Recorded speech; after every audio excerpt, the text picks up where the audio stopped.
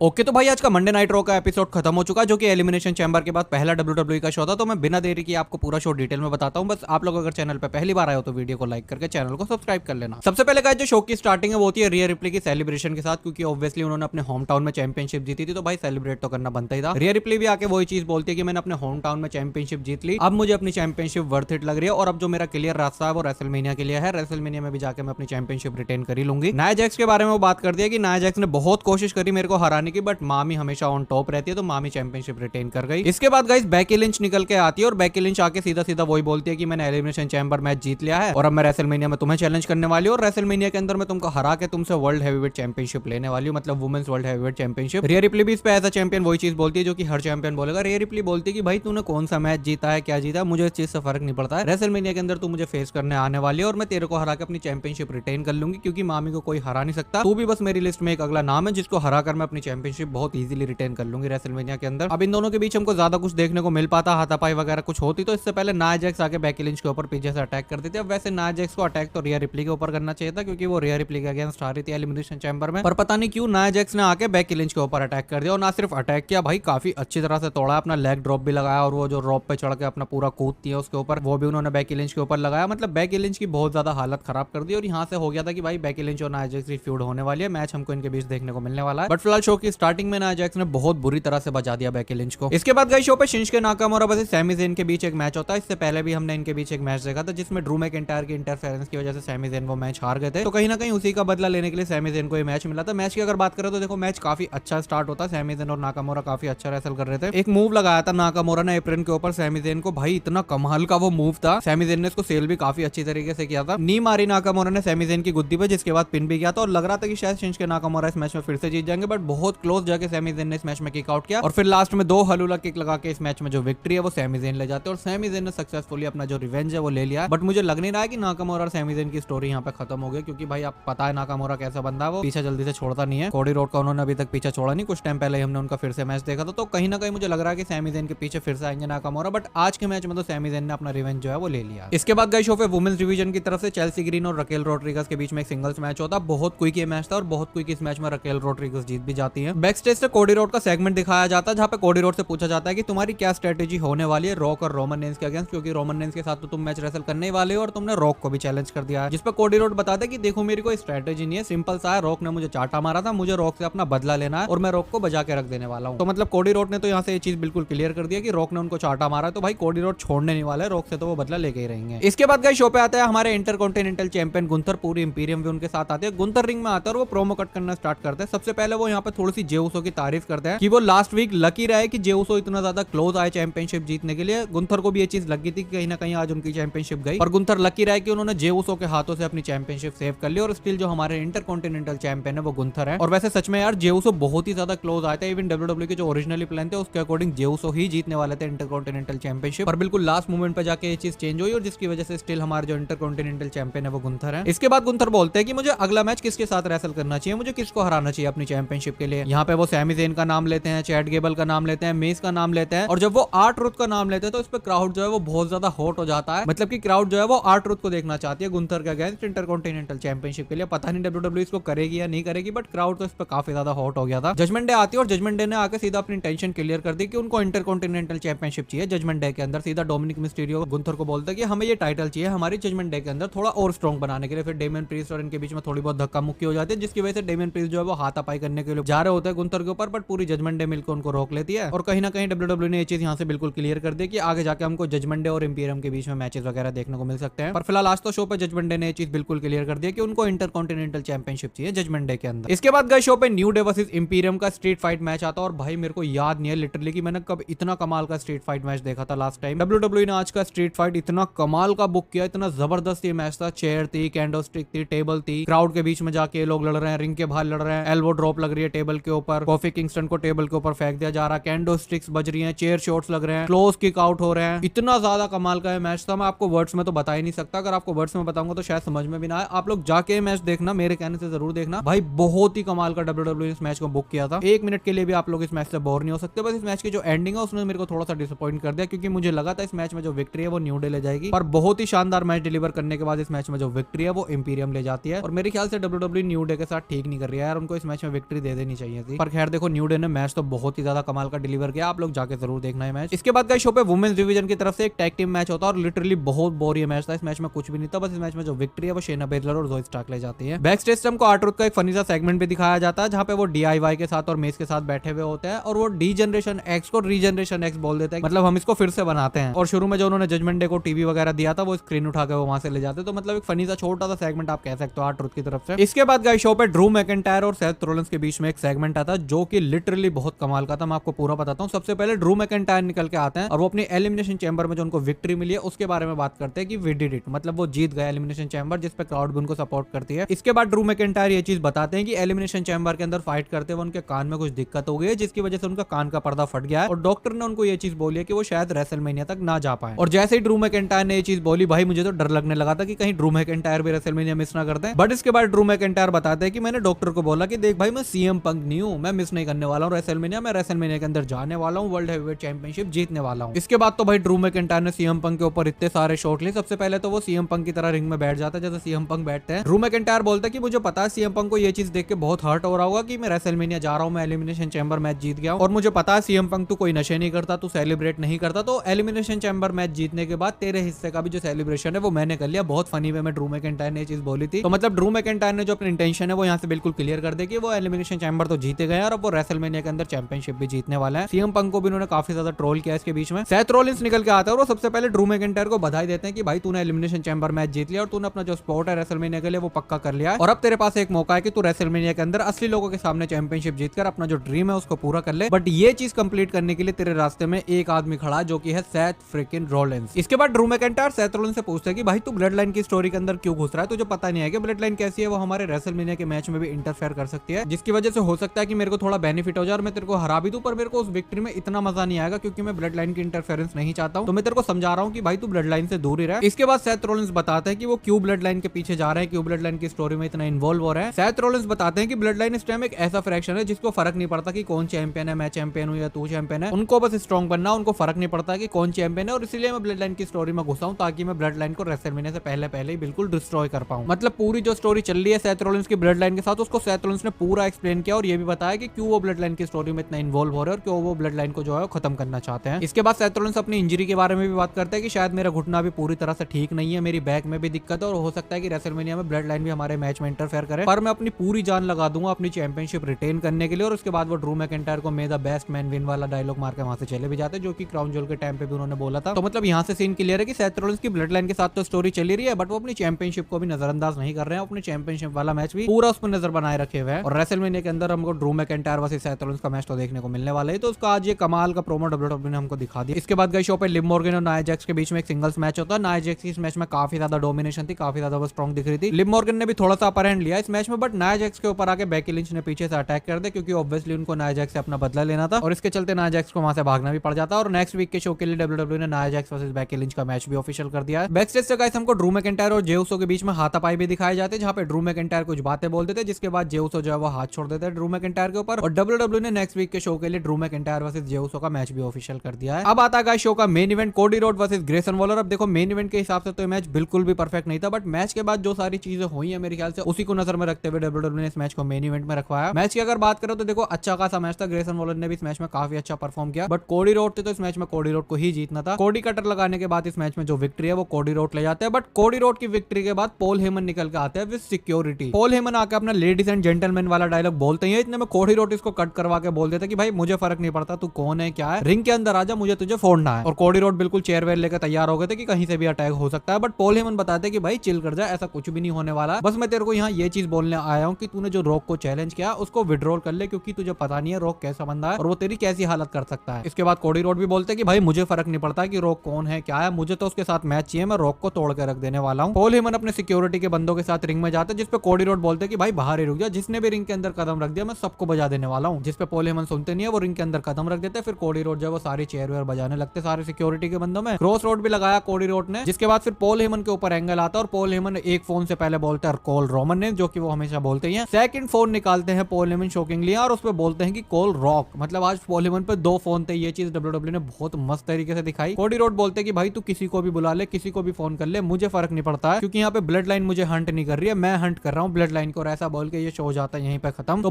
बहुत मस्त सी WWE ने हमको शो की एंडिंग दिखाई। आगे जाके ब्लड लाइन और स्टोरी बहुत चलने वाली है कोडी रोड के बीच में, बट फिलहाल कोडी रोड के एग्रेशन के साथ ये शो हो जाता है यहीं पे खत्म, जो कि काफी कमाल का WWE ने बुक किया। आने वाला स्मैकडाउन भी काफी कमाल का होने वाला है, क्योंकि रॉक और रोमन रेंस दोनों होने वाले हैं शो पे। बाकी आपको आज का शो कैसा लगा आप कमेंट करके बता सकते हो। फिलहाल ये वीडियो करता है खत्म, और अगर आपको वीडियो अच्छी लगी तो उसको लाइक करके चैनल को सब्सक्राइब जरूर कर लेना। मैं मिलता हूँ आपसे न्यू वीडियो के अंदर, तब तक के लिए टेक केयर।